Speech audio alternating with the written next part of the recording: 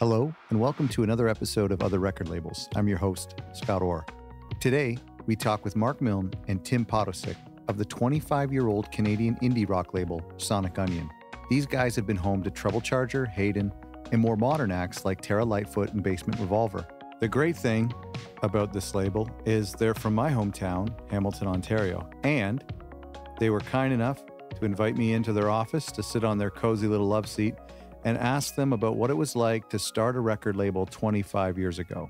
Found this documentary, or not a documentary, but like a featurette on you guys on YouTube. It looked like it was from 94 or 95. I don't know if it was like maybe like a 6 o'clock news piece or something. And you guys look great though. And I was thinking about how this is like from 95. And I was thinking like, if you dressed that way today, you would look like any average indie rock band from today. Yeah, it's kind of stayed stapled. Yeah, staple look. It was a great piece, though. Thanks. Now, I was confused. You have a documentary coming out, but this isn't the 25th year, is it? Or no, we're saying it is. We're past. Okay, also. We're past it. Yeah. Okay, and so 92 was like official, or what was your official? Well, we started in 92 unofficially, but we call it April 93 because that's when we filed paperwork with the government. Oh, okay. In April, we filed for like a partnership with the province of Ontario and set up a proper bank account. Right. Yeah. And so 97 was the actual corporation. Yeah, when we couldn't change it partnership to a corporation. Oh, okay. Yeah. Okay. And then the documentary. So I'm just kind of getting my bearings here. So the documentary is something that is coming out this year. And is that's just a documentary? Is that celebrating the 25th? Is that the idea? Yeah, it's basically a timeline of where we're at, and we've got a little like a limited edition double LP 25th anniversary, nice. top 25 tracks. Yeah. Picked by Mark and Tim type of thing. That's great. That we're going to put out in conjunction with it. It's just sort of to celebrate a landmark. We've hit a landmark. Yep. You can count the labels that are 25 years old on one Yeah, hand, it's I true. think, in Canada now. Oh, definitely in Canada, yeah. Maybe two hands, but there's not a lot of us that have made it this long. Sure. This is Tim, one of the co-founders of Sonic Unyon.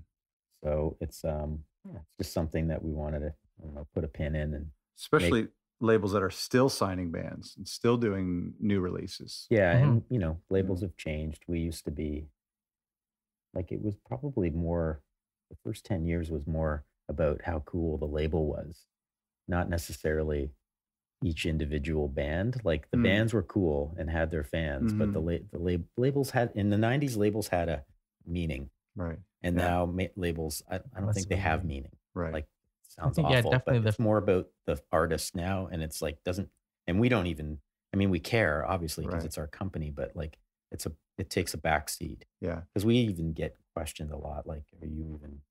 It's like, oh, you guys are still putting out records. It's like, yeah, it's completely changed. It's not like Sonic Unyon, Sonic Unyon. Right. It's more like, here's all the individual bands, and interesting. We don't matter. Right. So in the 90s, we're in the background. So in the 90s, like at that time of like Sub Pop and whatnot, it was about the identity of the label. And here's Mark. Well, I think that it was, in terms of people's perception, I think for our point of view, it wasn't really about the label so much as it was about the bands. But I think back then, people placed more of an emphasis on the brand of a label. And that kind of didn't work for us to some extent, because I think with a lot of labels like Touch and Go or Discord or Emerge, you kind of had like, although they had like a lot of different sounding things, that what they released kind of fell into like at least a loose kind of like they had group a sound. of thing. Like sound. There's like a sound, you know what I mean? And like we didn't have that. Like right off the bat, we had like 4 bands that sounded completely different. And I think that's kind of what set us apart from other labels, and that it's like a cool label with cool bands, but there's not a particular sound. Yeah.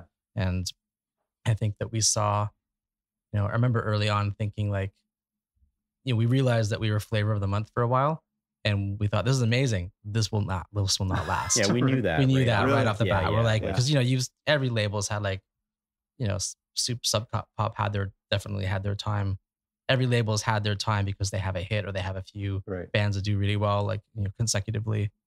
And we just kind of thought that's not a real long-term plan, especially if you focus on one genre, just like inevitably people's tastes will change. So you were this hot shit label where you were stealing acts from bigger labels, and people were saying that everything that you do was cool in the 90s. And you're saying here, Mark, that it was completely diverse. But how did you know in your 20s that you were just the flavor of the month, and to prepare for this to pass? How were you so? It was a gut feeling. Just a gut feeling. And we just, because it not that it came on instantly, but it came on quickly, and it did sustain itself for quite a long time. But, you know, we knew that we should, and just instinctively be prepared to not, you know, when you walk in the room, you're like, oh, there's the Sonic Onion guys. It's like, eventually there'll be another younger, cooler. That's why it's like anything. It's like high school, you know what I mean? Like you know, you can be if you realize that, you know, there's some people that don't realize they're the coolest shit. Yeah. And then, you know, then it's always the cool guys from high school that end up being the fucking garbage men. Sorry, garbage men. But you know what I mean? Like it's truth though. It's like I think we realize you don't want to be through our limited experience. I don't think you want to be the cool guy. No. Because eventually it's like, I would agree, man. Like from high school. Were you the cool guys I see now? Were you the cool guys in high school? No. I had an element of it, but maybe an element of it, but not the top not level. Like the band did the band make you cool? When did you start? I think the band? we thought so. Well, we really liked it, and we really enjoyed doing it, and still do. So for us, it was like personal. Right? Were you in high school when you started the band? No. We were I was in university when I met Sandy, and we were still going to university. And I went to school in Montreal, but I had a job back home. I would come home and work every 3 or 4 weeks. I'd work a full weekend, and then that would kind of help me get through every month at school. And so on those weekends, I would get together with him and we would practice. Okay. And start, you know, writing songs and getting things going. And then shortly after that we met Tim. Okay. And I think we all had a multitude of crap bands in high school. I mean, I played in high school and it was all garbage. I mean, it was fun still, but we knew it was like, you know, well, I knew anyway. It was like, nobody's going to care about this. But this is super fun. And I think that just translated to, we just had a good time. Yeah. I got to play in a band in high school where I got to go play like the Rivoli and the DMZ Club and Mohawk College with guys that were a lot older. I mean, when I got my taste of that, I was like, oh, this is cool. I want to do this. Yeah. And they were like a kind of a cool band at the time. And I was like 15 and they were like 18 and 19. I'm like, oh, I could totally get into doing this. Yeah. I know that the label came out of this a need to sign your own band that we're talking about. But I want to kind of ground us for a second here. So we're in Hamilton. We're talking with Mark and Tim of Sonic Unyon, celebrating just over 25 years. And our listeners, about 80% of our listeners are Americans. So to give a little bit of a geographical thing, because I think the city of Hamilton plays such a huge role, certainly does today for this label and the identity of this label. But I'm curious as over the past 25 years, how this city has played in. And for our listeners who maybe aren't familiar, Hamilton is like a blue collar city, not too unlike Pittsburgh or Flint even at a time. It's hugely growing now. And the art scene in this city, as with other industrial cities, is growing. Hamilton we're an hour north of Buffalo, an hour west of Toronto. I've always thought it's such a great location. I mean, Detroit is not far, and Toronto's not far. Montreal's not far. Boston, New York, Buffalo. I've always thought this is a great city. But just to kind of ground some people here who want to do a little Google Maps search while we're talking. But I want to tell you something. When I was a teenager, my grandfather would drive me across town to Dr. Disc and park outside. I'd go in and browse for some CDs. This would have been in like the late 90s, early 2000s. And I remember seeing the Sonic Unyon Recording Company sign outside and thinking, that must be like a stereo repair place or something. Because the reason I thought is like in the late 90s, early 2000s, I thought there's no way that this blue collar Hamilton, and my grandfather worked in the steel industry, and all the companies that I was familiar with were offshoots of the steel industry. I thought there's no way that a legitimate rock and roll record company would have its home base in Hamilton and not in Toronto or Montreal.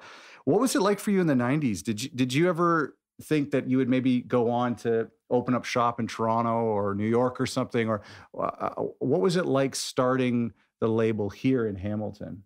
Well, I think the reason we started and stayed in Hamilton, was essentially growing up in high school. I lived in Burlington, Tim lived in Dundas, and Sandy lived in Stony Creek, which for those who don't really know the area, those 3 towns are on the edges of Hamilton.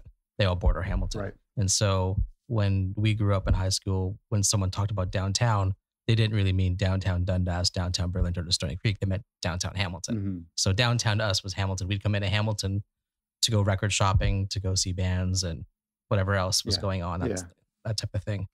So when we had our first post office box, it just made sense to put it downtown Hamilton because that was where we had shows. That's where we did shows. That's where we posted for shows.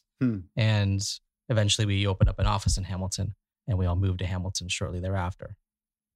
But I mean, we've always stayed in Hamilton. We've never thought about moving to Toronto. We always were asked, when are you moving to Toronto? Because the rest of, or at least a good deal of the Canadian music industry is in Toronto. And as we got more popular, like, when are you moving to Toronto? When are you moving to Toronto? It's like, we're not. Yeah, there was a pressure, but yeah, I guess we felt it, but we were like, whatever. And we were also, grounded here and realized that the affordability of being here was, even at that time, quite a big difference between being able to afford Hamilton and being able to afford Toronto. Now it just seems even more outrageous. And that's why Hamilton is also seeing an influx of more artists and people moving from Toronto. It's not like, from Toronto to Hamilton. Hamilton is not that it's cooler, it's just more affordable. And there's a community here that is open arms, welcoming people. So that's kind of been the shift. And we're just lucky we stayed. And we stayed for a multitude of reasons. And we've always waved the Hamilton flag, and we've always felt, maybe it was better. We definitely gave up, I think, some opportunities not being in Toronto, not hanging with the cool kids. Yeah. Because there's definitely a fucking cool kid crowd in Toronto. Sorry, but it's there. And it's like, if, we're on the fringes, I can get in, but I don't know if I'm always welcome to stay, You think things would have played out differently if you had moved? I think so. Doors would have opened, but also opportunities would have closed. So it would have just been different, right? Yeah. And who knows what it would have been. Maybe it would have been great. Maybe it would have been disastrous. You can't really go back and predict that. We knew what we could control in Hamilton, and we felt like, not that we're a big fish in Hamilton, ever were, but we felt like we were like, at least a prominent player, right? In the Hamilton scene. Right. And there's the big fish, little pond, little fish, big pond scenario. And it's kind of like, okay, we can stay here and craft our business in an affordable way, in a methodical way, rather than rolling the dice and going to Toronto and everything escalating, and pressure might have been bigger. Right. Yeah, I mean, you never know what could have or would have happened, but I kind of envisioned back then, and the same thing now, is that if we had moved to Toronto, we would have been under different financial pressure, and we would have made different decisions based on that. And we would have probably not been in the same place we're in now. We might have been in a different place, but I'm not sure that's the place we wanted to end up. And I think having that pressure financially to like have space and employ people and you would do things differently. And I think that we would not be doing what we are now. And we probably be less happy, because we probably would have ended up being beholden to whether it's another company or an owner or something like that. Whereas here we knew we could, control our own destiny and do what we want and change things any way we wanted and kind of play by our own rules. Whereas I think moving to Toronto, we would have had to play by the rules of others. Yeah. And we didn't want to, we're not really into that.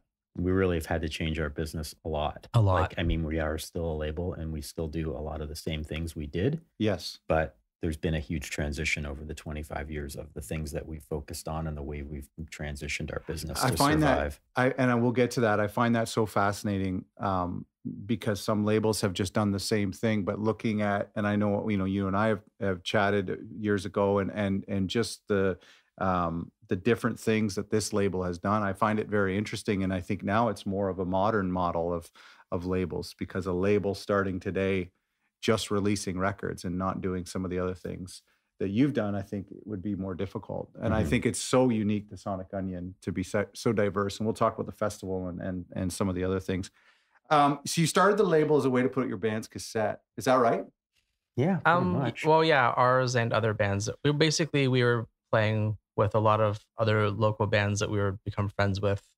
And it seemed to make sense to start releasing records for ourselves and them, knowing that no one else was going to. And we thought they were worthy of having records released. And we thought, well, no one's going to come to Hamilton and release records for these bands. You didn't think we'll do it? You didn't think to send demos to other labels of your? No, never. Why? Because your music was just. Well, we just didn't think who would care. I just didn't think anyone would be interested. And I kind of thought too, well, how hard can it be to run a label if these people can run their own? These people can run their own labels and put out their own records. I mean, it's like, some of the labels that we looked up to were, often, started by bands, Discord and Merge primarily. I guess you'd look at those, and it's like, they're nice people. Mm-hmm. I'm sure they're smart. Yeah, we're nice. We're smart. We can do this. What will it take? It's also weird too, like, just from moving past that and forward as we started to we got a little bit further in our adventure, and we're touring Canada and then touring the US and visiting and meeting all these people and meeting them and being like, oh. And then it really dawned on you, like going to Merge Records and being like, wow, it's like, man, they're sitting on the floor doing. We're bigger than half, more than every American label we're going to. We now have more staff than they do. It's like, holy, and because you get a built-up image in your mind of what something is, and you think it's bigger than it is. I remember when we were in North Carolina going to Merge, and Superchunk was on tour, but Laura Balance's sister worked there, and we dealt with her because we would buy mail orders 7 inches from them and sell them in Canada. And I just remember her sitting on the floor packaging up mail orders, and I was like, it's exactly the same in this place as it is in ours. Wow. Yeah. It was really cool. And I remember I went to Chicago and stayed at Southern Records, and because we looked up to Southern like this, another pivotal label and also distributor. They were our distributor, and they were on the floor above Touch and Go, and it was just, it's like, wow, it's like a warehouse, just like we have, just the same sort of deal. Danielle, who ran Southern, lived in the building that the label was run out of. That's really amazing. And I think there's a quote I read sometime in one book that said, don't be so amazed by the people you look up to. Like we always think of these people as different types of people. They're on different tiers than us. Mm-hmm. That's really exciting. I mean, I know a lot of people who listen to this are young people looking to start a label or have started a label. And there are so many of these labels that you've mentioned that's still around in Sonic Unyon that it's just so intimidating to think, how will I ever get to that place? Mm-hmm. So I find that story kind of encouraging.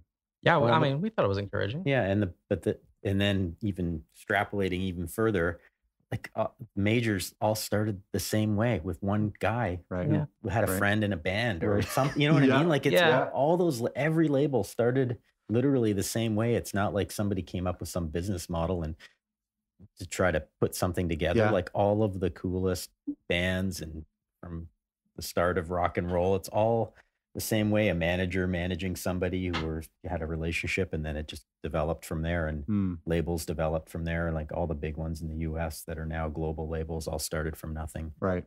So it's and it's the same for bands as it is for labels. I find, I mean, I'm reading that Roger Daltrey book, and it's talking about the Who and their early touring, and basically like they had no money till the 70s, and like not enough money to get flights home from their first tour of the States. And a lot of the stories that he's talking about on the road and recording, and it just sounds like any one of our bands early on in their career. Mm-hmm. That's interesting.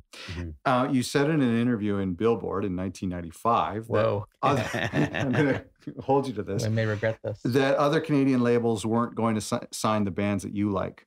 What were Canadian labels looking for back in 95?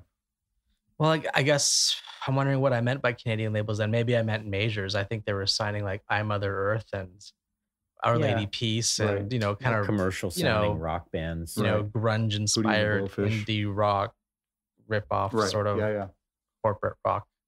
And that's authentic. Yeah, just stuff that we didn't like. Guys. And like, sorry, any of those names that came up. So, I mean, those are all fine bands. I mean, not this, but not the kind of things that we liked or worked with. And so we thought we just, we weren't expecting our bands to necessarily go on to have, coast to coast radio airplay, that type of thing. But we thought they were, valid artists and people, and we just wanted to help them all we could. And they just didn't seem like they would fit into the mold of other labels. So maybe other labels like ourselves, but definitely not the larger labels. How are you treated by other labels in Canada? It actually was kind of funny because they all loved us. Yeah. I think each of them took us out and tried to get us to do deals with them early on.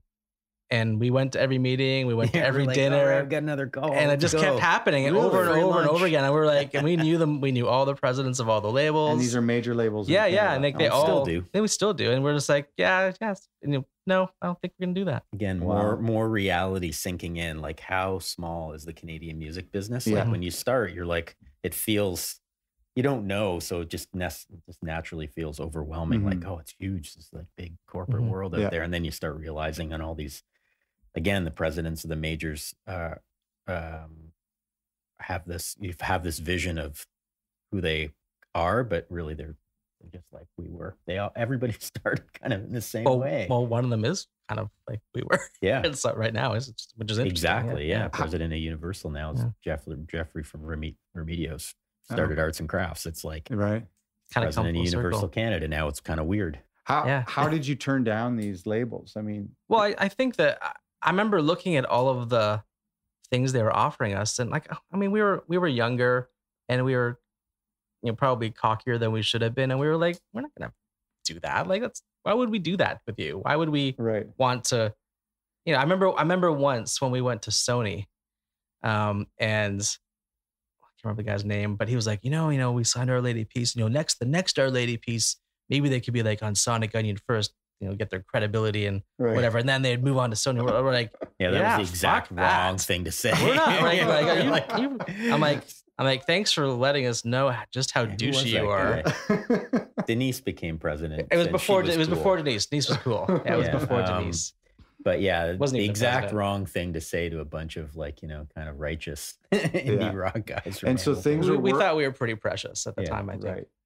So you don't regret turning down any of those? No, not at all. Was there like a direct offer just to completely consume you? Yeah, or were these just there was deals? Discussion of purchases, distribution deals, co-ventures, all kinds of things. And we were just, we said no to all of it. The only thing we said yes to is president of EMI, Dean Cameron, was out of all the people that we worked with, talked to at the time, was like, I'm not gonna offer you anything really, just like if you need something, let me know and I'll help you. No questions asked, no commitments, just like.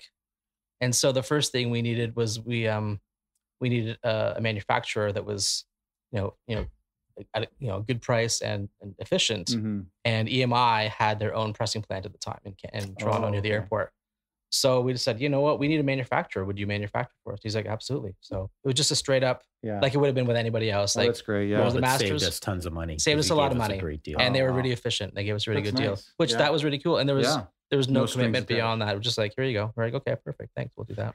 How, in the few years you became one of the biggest indie labels in Canada, how did that happen? What do you think, looking back now?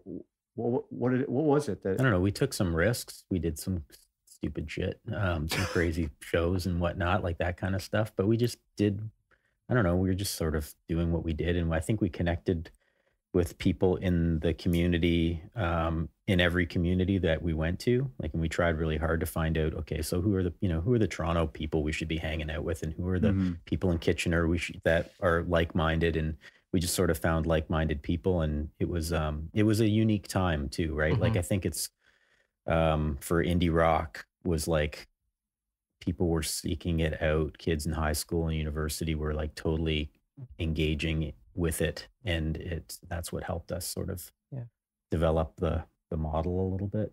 We worked really hard. We went, we traveled across this country and the US a fair bit too. We went to every record store, we went to every radio station, and we went to every paper. We got to try and know everybody we could, not just for ourselves, but part of it was we knew that when we were on tour, if we went out and made sure we went to all the retailers and went to all the radio outlets, et cetera, that we weren't just setting up a relationship for our own band, but we were setting up more so a relationship for our label and all the other bands that would follow us on that same road, whether it was a week later or 2 years later, 5 or 10 years later.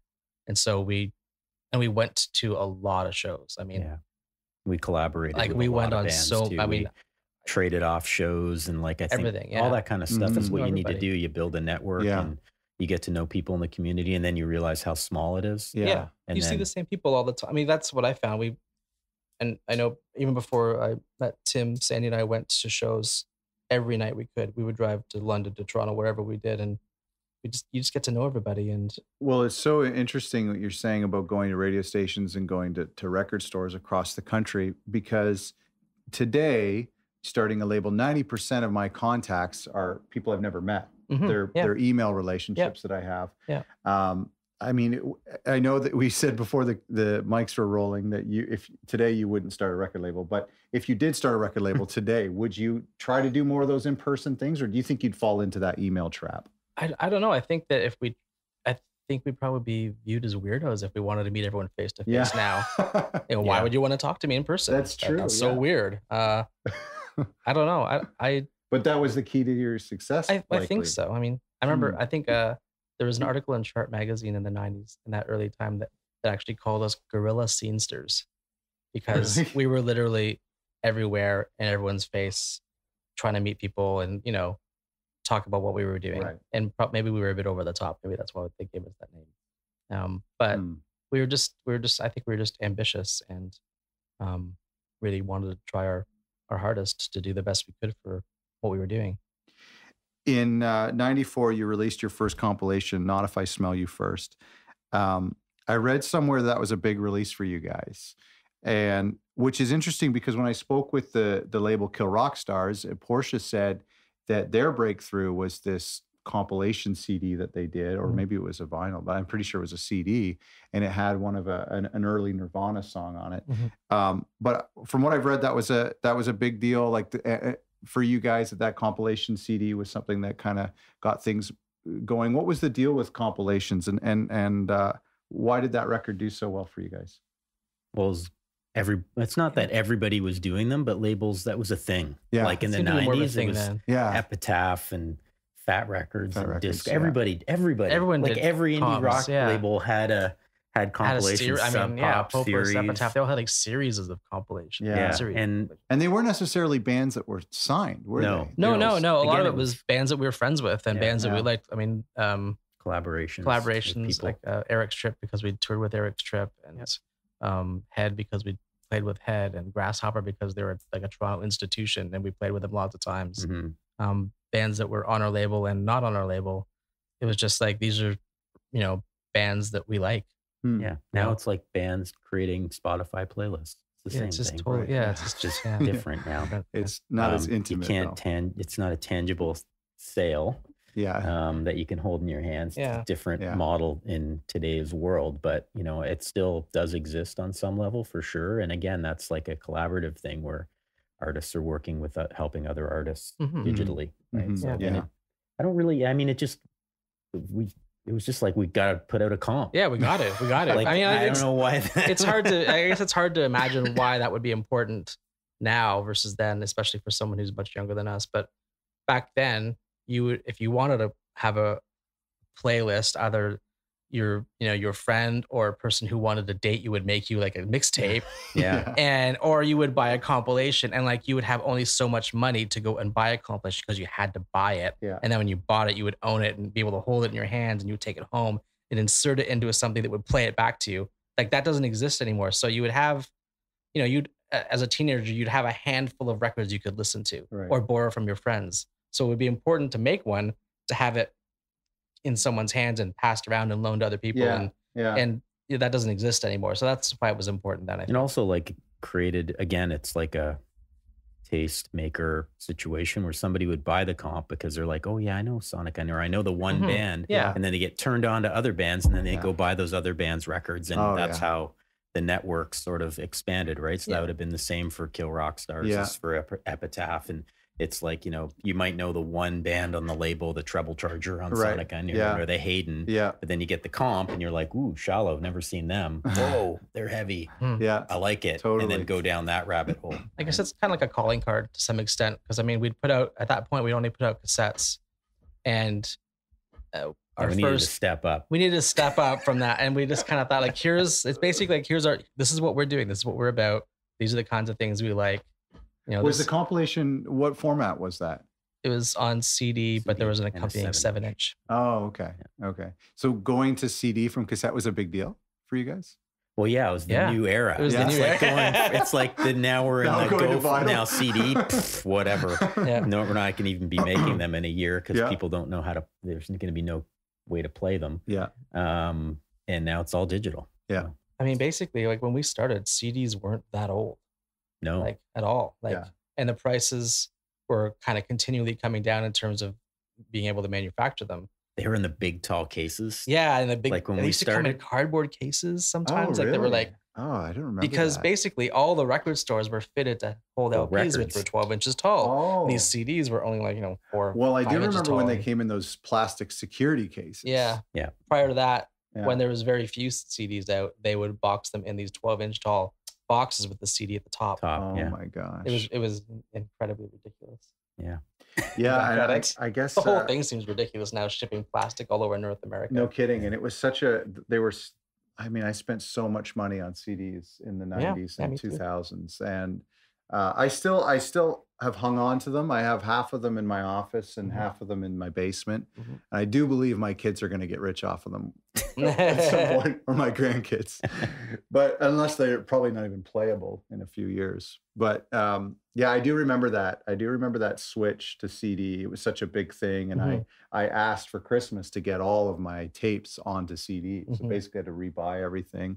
And they were $25 Canadian, I think, at the time or Mhm. more. And Yeah. Yeah. Yeah, there's a history toward the development of format changes. Like, and there's a conspiracy behind it too, that the majors keep changing or forcing changes in formats. I don't think they have any control over what's happening anymore, quite frankly. None of us Right. do. It's very much tech driven. Right. But, the change in formats, this is the first time in the history of the world the change in formats actually dropped the revenue for the music business, Interesting. right? So, and that's a challenge for Mhm. all of us, Yeah. all the way down to the artist, Right. trying to figure out a way to monetize music. And the music has become, on some level, more of a marketing tool to brands Mm. than it is the actual music in some cases. That's a bit of an exaggeration. I think it ultimately is music lovers love music, but there's also at the top level these brands out there that are more about fucking bullshit brands than actually writing good songs, quite frankly. And they've got a lot of these big hit makers have like 20 people, 20 fucking people writing a song. I'm like, sorry, just fuck off. Right? Like at this point, you know what I mean? Yeah, co-write is cool. And I think it's very valid. But once you get to a point, it becomes a manufacturing process and they're just manufacturing garbage. There, I'm taking the high road Thanks, again. Dan. But there's so much shit out there. I don't want to name any names, but they're the biggest. So you know who you are. Yeah. You're writing crap. Well, thanks for You and, listening to the you and your podcast, if 19 you are friends. listening.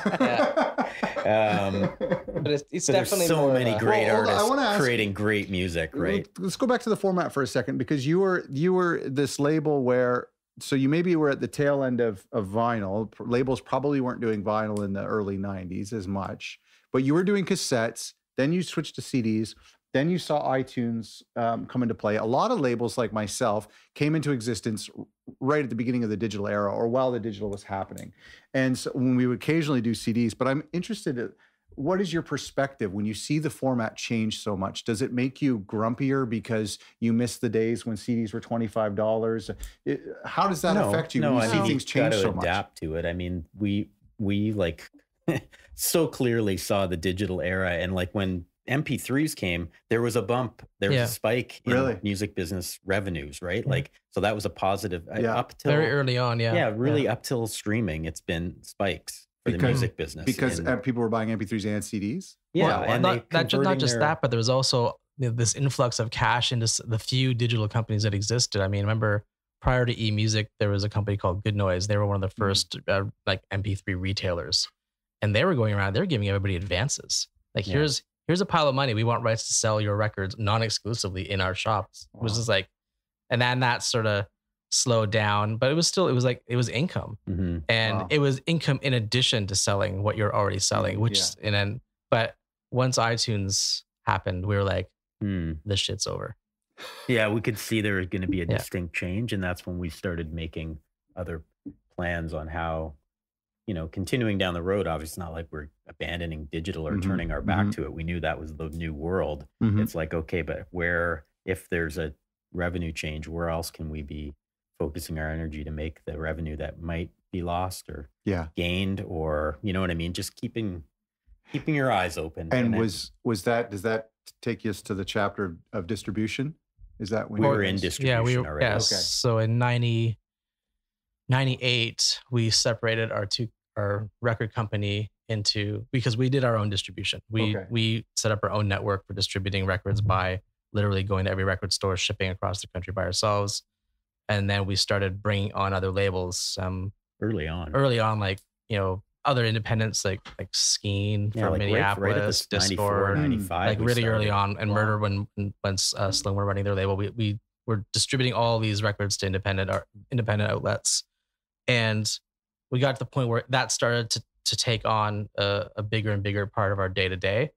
And when one of the other major distributors in the country went out of business, or was about to go out of business, we knew everyone could see it coming. Where we basically at that point thought, okay, the label's not going to be flavor of the month forever. We're set on doing our own distribution. The most efficient way to do that is to fill every box and help out other labels that we want to work with. And we had an opportunity basically happen in October of 98. I can't remember the exact time, but basically one distributor went out of business and we picked up. It was 97. It's 97, maybe it was 97, yeah. And we picked up Fat Records, Epitaph Records, Revelation, everybody, all in one space of 1 or 2 weeks. Yeah, about a month. We got a list. Wow. We had a list, and we were on the cargo phone. labels, and it was just like cold calling cargo labels. So I just want to interrupt you because I want you to keep this going. But I read somewhere that it was hard initially to get your records into traditional retail stores. Is that true? Initially, it was, yeah. But by this time, by this like time, HMV and Sunrise and Music World, by this time, by 97, were they carrying your records? Yeah, they all were. Okay. Yeah, but basically, the way we made that happen is we persistently made sure that those chains had our stock on consignment. They would take stock on consignment. Oh, okay. And consignment is essentially, unfortunately, it's really there, or at least was back then, to sort of pay lip service to the local artist. Put your stuff in the store. I'm not paying for it. If it sells, I'll pay you. Okay. And so we would, the history of consignment, I think, is that by and large, most of the stuff dropped off doesn't get picked up for sale, and the owner of it, the artist, often doesn't come back and get it. So it's kind of for a lot of retailers, it was a bit of a nightmare. Right. And taking all this stock, it's sitting in the store. I never hear from them again. Right. Or I hear from them every week and they haven't sold anything, or they've sold one record. And we kind of were up against that, but we basically consigned our records across the country. And and we got the same story from almost everyone the first time. We'll see you when we see you. You're never coming back. Yeah. These will never sell. But we always came back and they always sold because we were, out there having our bands tour. We were marketing our records, trying to get people to pay attention. And so we were making sure that our records sold. And that gave us an importance in those stores for our labels records and the ones we were distributing that the average person dropping off consignment didn't have. Right. And what happened is that eventually the president of HMV at the time, Paul Alofs, came to us when we had like 15 or 20 titles in our catalog. And he said, I'm going to make the unprecedented move of making you a supplier to our multinational chain with 20 SKUs, which doesn't happen. Yeah. Wow. And he's like, and we're like, that's amazing. Why are you doing that? He's basically said, because I can't have you coming into our main street, our Yonge Street store in Toronto, and emptying our cash registers of cash, because that's how they pay. They'd pay you in cash. Wow. So we were selling so many records. We went in there like every week. Great. And we would empty out all the cash registers. Wow. And they said it's become a security concern. So it was awesome. It was great at the time. We were like, all right. Just thousands and thousands in cash. I think I walked out of there with close to $20,000 once. Yeah. Oh my God. For sales for, a few weeks or something. Yeah. So things like we were selling a lot of records. So when they made us a supplier, it allowed us to basically have access to, at the time, I think they had 50 stores across the country. And we were now being paid in 30 days for records we were selling. Right. They paid extremely fast. They were really open to the records we were selling, and we worked hard to make them sell. And that got you the same deal with other retailers? Yeah, basically we knocked them down one by one until we basically, we had accounts with everybody. So in 97 then, you pick up the distribution rights for other labels similar to yours, but from America, who didn't have Canadian distribution? Yeah. And what were they doing? Or they did, but they were with someone they were unhappy with or Okay. someone who was going out of business. Yeah. And Yeah. were any of them trying to do it themselves? No, you couldn't. Right. Okay. I don't know then- how we did it. I mean, it seems insane in Fat retrospect. Records, Epitaph, they would ship records to Hamilton. Yeah. And then did you have a warehouse or did you keep them? Yeah, well, the building on Wilson Street was Wow. essentially turned into a warehouse, mostly warehouse. Yeah, it started on one floor with our offices, and then it turned into two, and then our offices ended up being on the third. We kept moving up floors to make room for more records. So then we started moving back down. And then we started moving back down. Now we're moved over here. It's, you know, it's pretty. It was a good trend. Like it was, you know, it was like, well, it's the way things go, right? Like, you know. Yeah, I mean, did you enjoy doing that? I did, I think, for quite a while, but by the end, it was really got really tough. Yeah. Especially once digital started to enter into the equation. And it also became difficult because, you know, HMV was, you know, a great chain to work with and they paid really quickly, but they're the only one that did that. The rest of them would kind of hold you hostage for payment. Right. And on average, one of those chains would file for some form of bankruptcy or another, you know, every year, every 18 months. Right. And essentially the margin was so thin in that business that you would basically lose your, you know, a good deal of your margin for the year, right, eating up someone else's bankruptcy. So when iTunes opened up here, you know, and given the difficulty of that business, we were like, because I mean, we had a unique perspective on how that business worked. Because if you step back a bit and look at it, it's like, okay, this week we brought in 2 skids of records from Fat Records. They're sitting in the back parking lot. They wouldn't even come into the building often. They would sit in the parking spaces, get repackaged onto other skids, and go directly out with UPS to all the chains. And they'd sit there for a while, and if they didn't sell, they'd come back to our warehouse, and we'd repackage it. And we'd send it back to Fat Records in San Francisco. Right. So I'm thinking, like, look at all the amount of money that's being spent on creating these records. They're shipping them here. All the gas that's being spent, all the trucking. That we're shipping them out to every store in Canada. Then what doesn't sell comes back, and then we're shipping it back to San Francisco. And I'm like, this is insane. Yeah. And like, this other alternative has already opened up, right, where you can just like download it to then your iPod. And like we're like this makes a multitude of sense more than this other thing over here. Like shipping this stuff all over the place is insanity. And so like I think we pretty clearly saw like this one's gonna win, like large. So we got to get out of doing this one completely, because it's gonna, when it goes down, it's gonna go down in flames. So you don't do that anymore? We do not do that anymore. And so when did you kind of fold that up? Was it a slow process or 3-year transition? Sold it to Maple. Yeah, we sold the distribution business and ran it in conjunction with Maple Music. 2028, and by 2011 we were completely out of it. Oh, okay. But there was a time in the early mid 2000s you did big titles. You did Jaguar, is that right? Yeah. We worked with Secretly Canadian. They were one of our best. Yeah. Oh, okay. That great company to work with, and like, I mean, great roster of labels and artists. Yeah. Oh, we had huge selling records, like all of that, like the Sufjan, Bon Iver, like Tom Waits, and Anthony and the Anthony the Johnsons. Yeah. We did the like all the Epitaph stuff. We have a gold record for Tom Waits. Oh, wow. Like, you know, we did selling Offspring Smash. The Sheepdog records bloody before they did. We did first Sheepdog NoFX. record. We would ship thousands of records. Yep. Yeah, it was just tons. Every label had their band or their couple bands that were the big ones, right? And like whenever those records came out, like, you know, we'd be prepped, like, and it would be big long conversations. We'd have them with Dave at Epitaph all the time. Whenever there was a Pennywise record, a Rancid record, a Bad Religion record, a Epitaph, how many comp. Shipping to who? Tom Waits. It must be nice to affiliate with those labels too. That was amazing. It was great. Yeah, we got to I'd travel to California and go and visit all our suppliers there and be there for a week driving around like a fool. Did it ever make sense? Did it ever make sense to manufacture any of their records in Canada? Oh, we did for some of them, but for the most part, I mean, those labels were doing really large numbers, a lot of them, and Canada to them was a small piece of the pie. I think Epitaph had a plant. They were pressing in Canada, and so it was a were they? I can't remember. Yeah, at some point it was a simple, you know, stock transfer from their manufacturer to us, and so. You know, we're kind of, as we shift into, you know, where we are today, and I asked the same thing to Sub Pop because I thought this is something that interests me, because we talked about being this, like, when you got started, this underdog, this pesky little label. Is it hard to stay cool? Is that something that stays on your mind? Is that, you were this grungy label in the 90s. What does that look like when you get 25 years into it? We're still doing it. Looks like this. It looks like, you can't see it, but it's pretty glorious. Yeah. We're the same. We're still fighting for our acts and trying to do the best we can for our artists. And we've diversified our business. And whenever we start something new, we've always taken on we have this conversation. It seems like every day, because it's always something, but we take on new projects and we always build them from zero, right? You have to have that idea of like, you have to start it from, we know how to do it, but you still have to start from the same grassroots level and build these things up.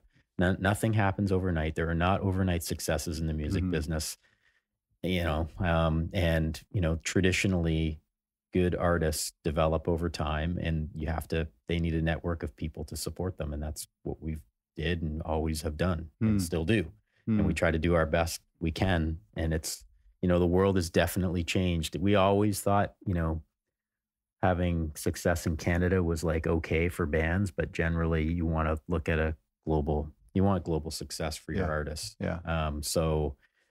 And that's a hard thing to fund, and it's a hard thing to manage. So it's baby steps in all respects. Do you want to add to that, Mark? The only thing I'd add is that I think that consistently over 25 years, I think we've ran our label, but I think that knowing how we like to run our label and the types of things we like, artists we like to work with, where I think we're pretty cognizant of the fact that that label is never going to be something that will support a multitude of staff or that type of thing. It's always going to be, records we like, artists we like, and we're going to have our hits and we're going to have our misses. And I think consistently we've always, knowing that, have said, okay, well, we're always going to have to do something else alongside that makes sense.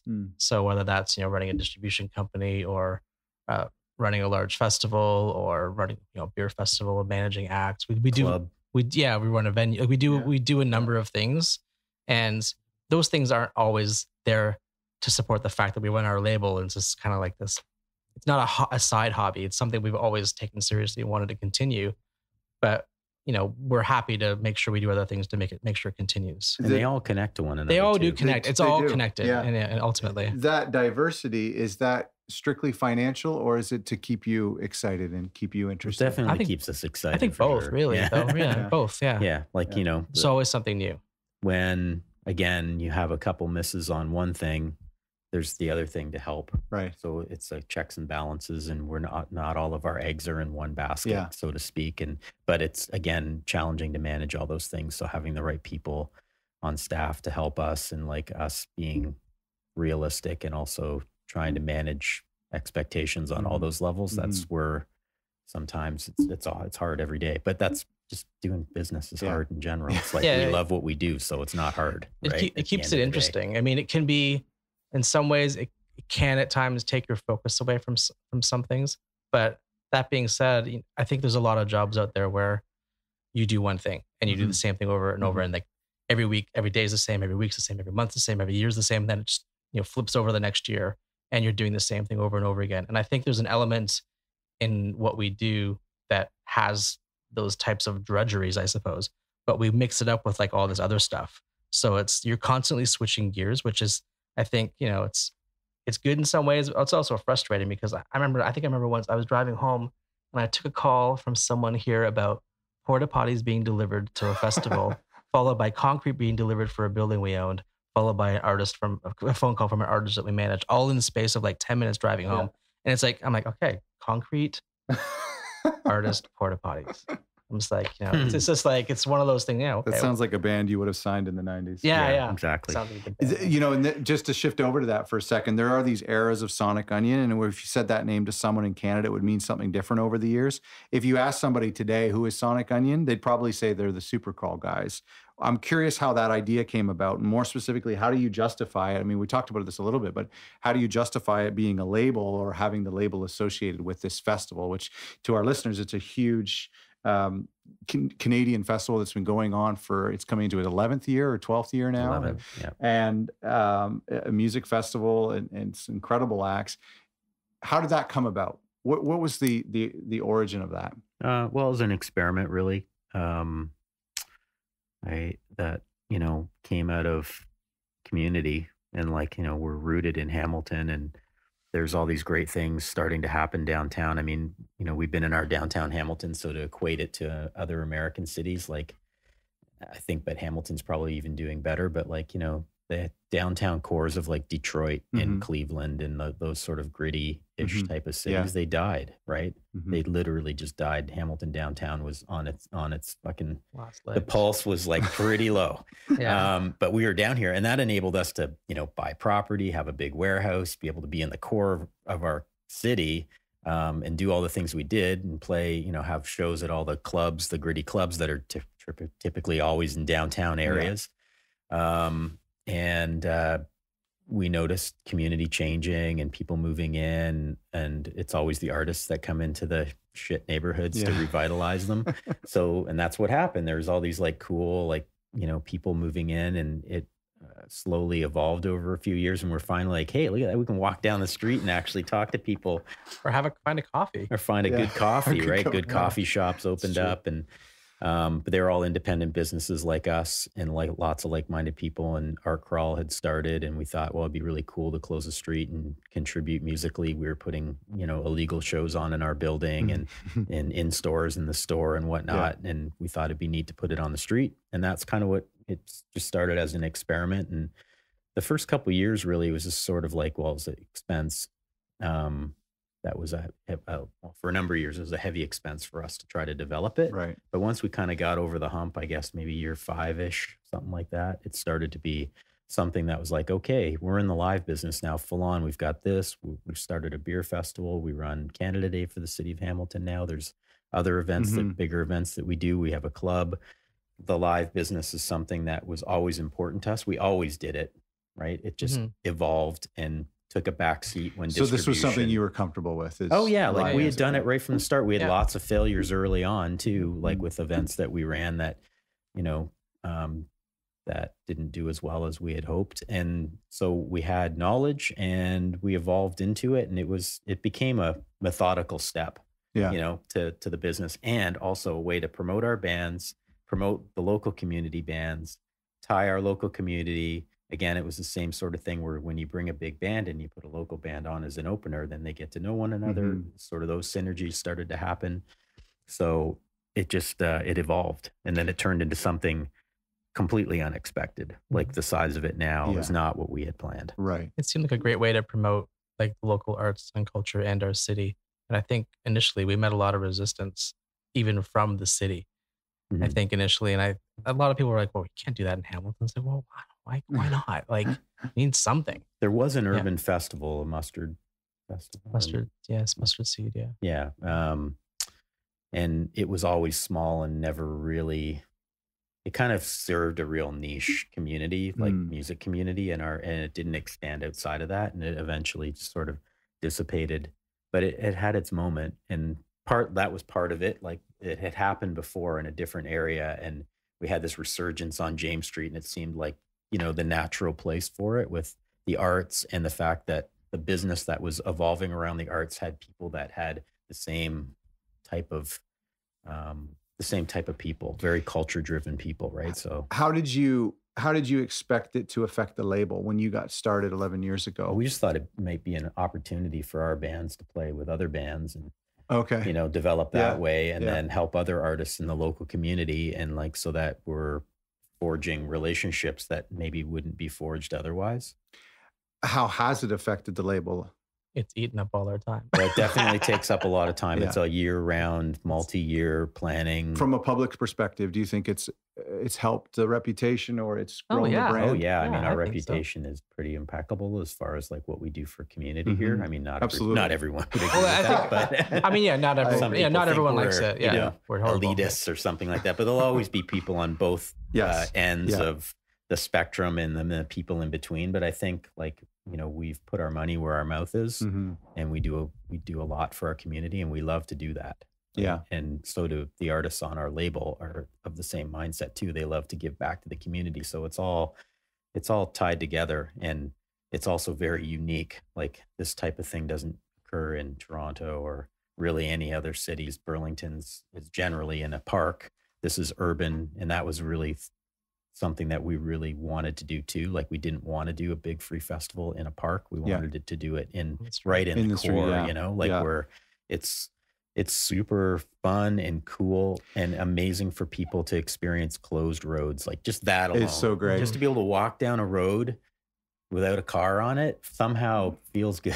Well, I think being so Deluded us close here in to residential areas too, for me, it's one of my best show memories is for us living in Hamilton, being an hour outside of Toronto. All of the shows we've ever seen, the big shows have been in Toronto, and it's been an hour and a half drive there, and then 3 hours back because they're closed the highways in the middle of the night. Yeah. And so one of the best memories was my buddy and I walking from my house down to see Spoon, then seeing Spoon getting their tour bus and walking past them and going back into my house. Like it's just incredible. Yeah. I would have never guessed that would have happened, 10 years ago. That was phenomenal. Yeah. and And those types of experiences are like, that's what like makes it unique, right? Because you don't necessarily really get that at a big festival in a park that you've paid. Like the artists are like, ooh, they're back there, right? Yeah, trailers. Yeah. You don't get an opportunity to like walk past the back end of the stage to see them. Yeah, totally. Or them walk the festival now. Like, just recently, like last year, like speaking to Lights afterward, like she came in early.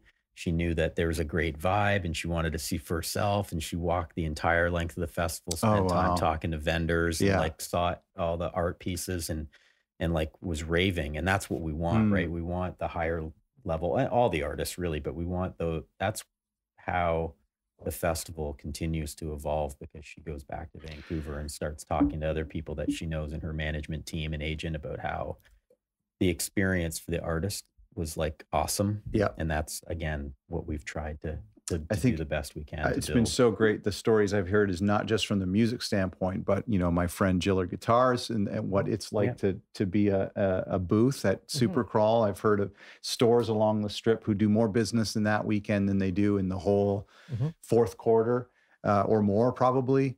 I saw somewhere, and I'm sure it's more now, but it's $8.5 million in money spent on site for the weekend. Is that? Yeah, the full economic impact is like over 16 million now for the region. For the region, but Hamilton, the direct money in Hamilton is around 8. Yeah, I mean that's incredible. I think what's great about it too is that it gives you an opportunity to see something for free you might pay for elsewhere, or you might not be able to afford to pay for elsewhere. So I mean, like I'm thinking for like kids that are either too young to get to Toronto to go see someone that they might be playing at the Horseshoe. Maybe they can't get there. Maybe they can't afford to go there.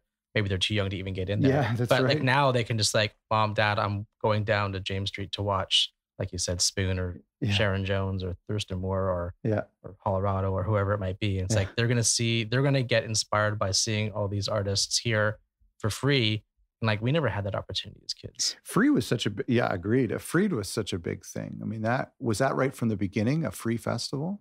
Yeah, I mean, there's really no way to monetize an urban festival, I don't think.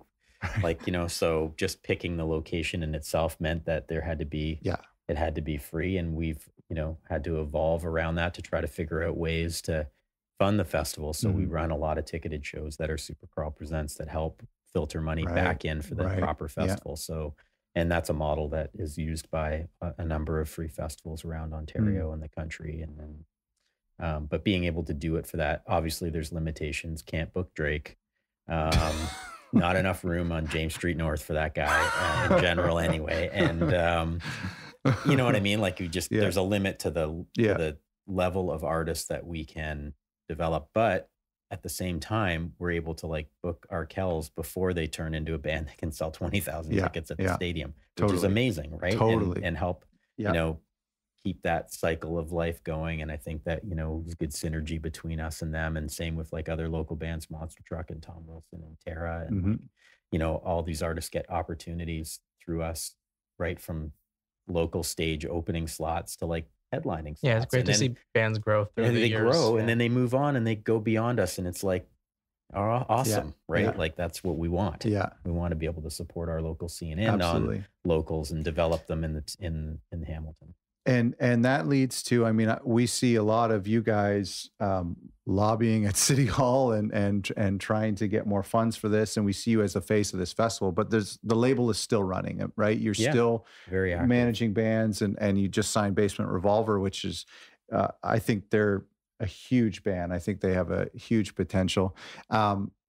So you're still committed to it, to signing bands and doing more of that, what you originally did in 1992? Yeah, we just hired a new label manager too. So, we're still investing in the label because we think it's important and we love it. And we love working with acts, and we love, management is new for us, quite frankly. We managed from day one, but we didn't know we were managing. And then when we did realize we were managing, we're like, man, we should really be charging for this, but we didn't. Yeah. And then, we were a bit laissez-faire with our bands, like, oh, just do what you want, it'll be cool. But then we realized all the bands that have management seem to be doing best. Yeah.